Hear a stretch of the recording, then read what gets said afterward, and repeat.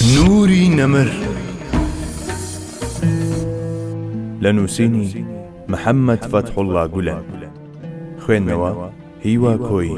خوێندنەوەی ئایەت و حەدیث محەممەد عەبدولغەنی. هیجرەت بەرەو ڕەحمەتی ئیلاهی. هەڵهاتن لە گوناهەکان و چوونە دەرگای ڕەحمەتی ئیلاهی.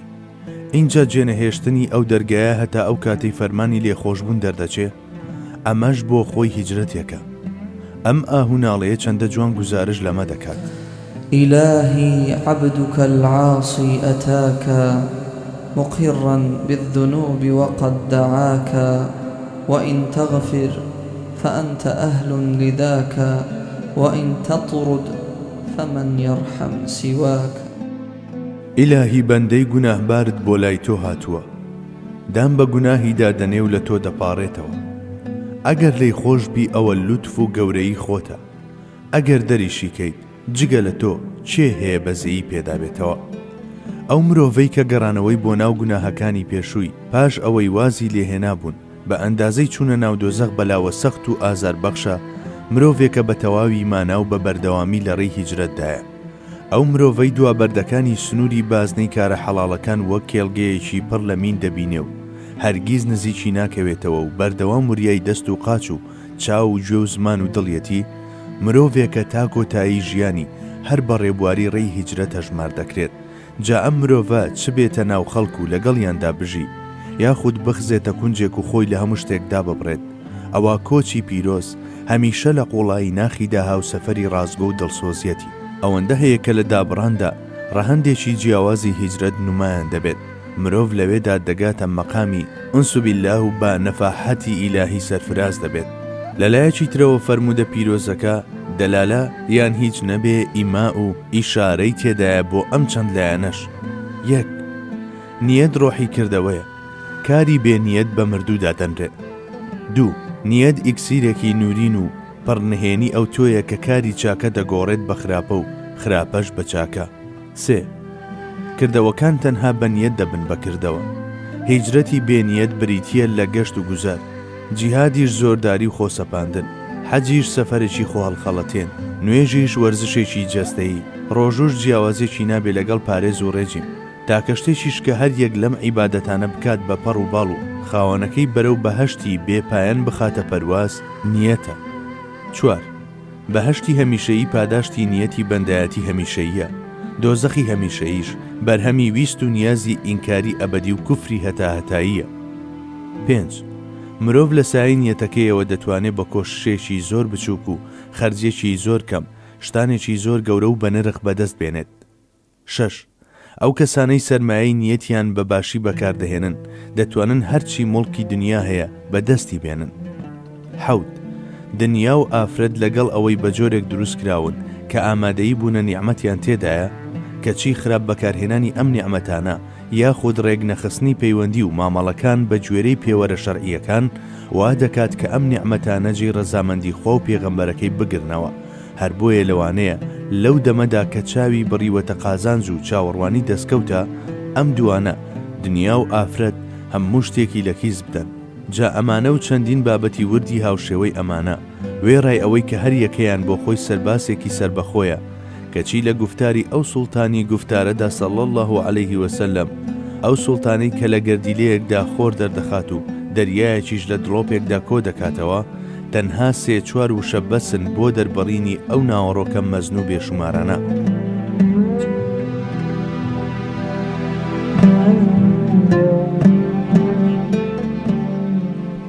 بەڵای زمان و دەست.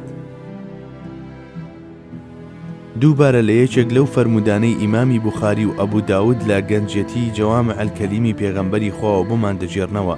پێغەمبەری پێشەوامان صلی الله عليه وسلم دەفەرموێ: المسلم من سلم المسلمون من لسانه ويده والمهاجر من هجر ما نهى الله عنه. مسلمانی ڕاستەقینە ئەو کەسەیە کە مسلمانان لە زمان و دەستی ئەمین و بێوەی بن. مهاجیری ڕاستەقینەش ئەو کەسەیە کە پشت هەڵدەکات لەو شتانەی خوای گەورە نەهی لێکردوون. ئیمانداری نمونەیی. ئێستا با بە کورتی فەرمودەکەشی بکەینەوە. لە سەرەتای وشەی ئەلموسلیمدا لامی ناساندن بەکار هاتووە. هەمان شت لە وشەی ئەلموسلیمونیشدا دەبینین. ئەو واتایەش کە ئەم دوو لامی تعریفە دەگەیەنێت بریتیە لە ئیمانداری نمونەیی ئەو کەسەیە کە بە دڵ و بەجیان چووەتە نێوکەش و هەرێمی ئاشتی و ئارامی و ئاسایشەوە و خۆی تێدا تواندوێتەوە. بۆیە نە بە زمانی و نە بە دەستی خراپەی بۆ هیچ کەسێک نییە. لێرەدا باز لە موسڵمانی سەرپێناس یان ئەو کەسە نییە کەوا دەردەکەوێت و لافی ئەوە لێدەدا کەوا بێت، بەڵکو لەو ئیماندارە ڕاستەقینە نمونەیە دەدوێ کە وێنەی لە هەموو زیهنێکدا نەخشاوە.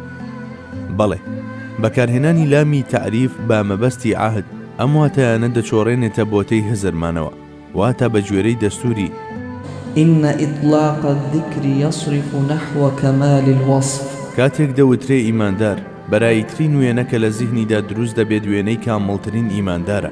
ئەو ئیماندارەش کە لە فەرمودەکەدا ئاماژەی بۆ کراوە ئەم جۆرە ئیماندارەیە. دەرەکردنی کەسی ئاسایی بە موردەکاریانەی زمان کارێکی هەروە ئاسان نییە، چونکە ئەم کارە تەنها بۆ ئەوانە دەلوێ کە لە حوجرە و مەدرسەکاندا یان لە خزمەتی مامۆستایەکدا چۆکیان داداوە و هەگبەی زانستی خۆیان لە توێشووی زانستی زمانەوانی و وردەکاریەکانی ڕێزمان پڕ کردووە. بەڵام خۆ پێغەمبەری خوا عەلەیهی سەڵاتی وەسەلام هیچ کام لەمانەی بەخۆوە نەدیوە.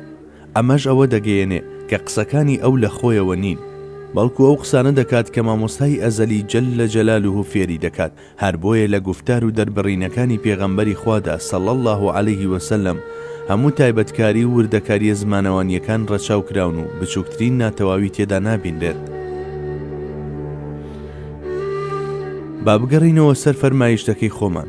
موسڵمانی ڕاستەقینە مرۆڤی دڵنیایی و ئاسایشە، بە چەشنێک کە هەموو موسڵمانان دەتوانن بێد و دڵی ڕووەربژێڕن و لێی دڵنیابن، چونکە دەزانن کە هیچ زیانێکیان لەوەوە پێ ناگات. بۆ نمونە ئەگەر پێویستی کرد خێزان و خانەوادەکەیان ئەمانەتی یەکێک بکەن، ئەوە بێ هیچ چاو لە دوومانێک دەتوانن ئەمانەتی ئەوی بکەن، چونکە هەمووان لە دەست و زمانی پارێزراون. ئەو کەسەی کە لە مەجلیسێکدا لەگەڵی دانیشتووە، پاش ئەوەی کە مەجلیسەکەش بەجێ دەهێڵێت لە پاشملەی خۆی ئەمینە، چونکە دڵنیایە کە نە غەیبەتی خۆی دەکەن نەگوێش بۆ غەیبەتی کەسانی دی ڕادەگرن. ئەم جۆرە موسڵمانە چەندە لە خەمی شەرەف و کەسایەتی خۆیدایە، ئەوەندەش بە تەنگ شەرەف و کەسایەتی کەسانی ترەوەیە. تا گەدەیەکی برسی مابێ، خواردن چییە ئەم نایزانێ، تا تێنوێک وەستا بێ، قومێک ئاو بۆ خۆی بەڕەوا نابینێ، دەژی بەڵام تەنها لە پێناو ژیاندنی کەسانی تردا. هەر ئەمەندەنا، بەڵکو لە پێناو بەرامبەرەکەیدا زۆر بە ئاسانی دەستبەرداری هەست و چێژە مەعنەویەکانیشی دەبێ. ئێمە هەموو ئەم واتایانە لە لامی تعریفەکەی سەرەوە هەڵدەگۆزین کاتێک وەک ئامرازێک بۆ حەسر بەکاردێن.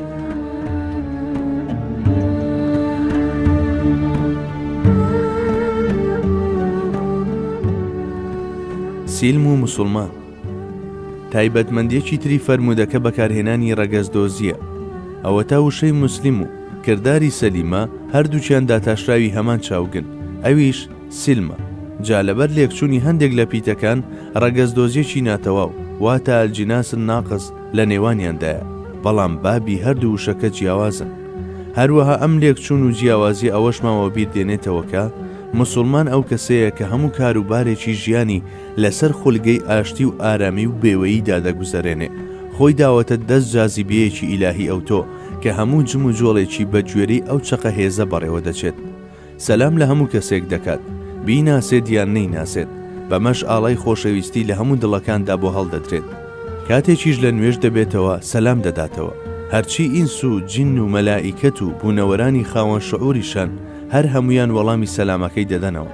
تەنانەت ئاڵوگۆڕی سەلام لەگەڵ ئەو بوونەوەرانەشدا دەکات کە ئەم نایان ناسێت. جگە لە موسڵمانانیش هیچ کەسی تر نەبووە ئەوەندە گرنگی بە سەلامکردن بدات و بەو جۆرە بڵاوی بکاتەوە و برەوی پێبدات. هاتنە ناو ئیسلامەوە بەهێنانەجێی ڕوکنگەلێکی وەک کەلیمەی شەهادەت و نوێژ و ڕۆژ و زەکات و حەج دەبێت. ئەمەش خۆی لە خۆیدا واتای شوێنکەوتنی فەرمانی ادخلوا في السلم كافة. هەموو بەجارێک بچنە سیلمەوەیە و چارۆکە هەڵدانە لە دەریای سلم و سەلامەتیدا. جا ئەو کەسەی خۆی داوەتە دەست شەپۆڵەکانی ئەو دەریایە هەموو حاڵێکی بۆنی سەلیم و ئیسلامی لێدێت و جگە لە چاکەش کەس چاوەڕێ شتێکی تری لێ ناکات. نوری نەمر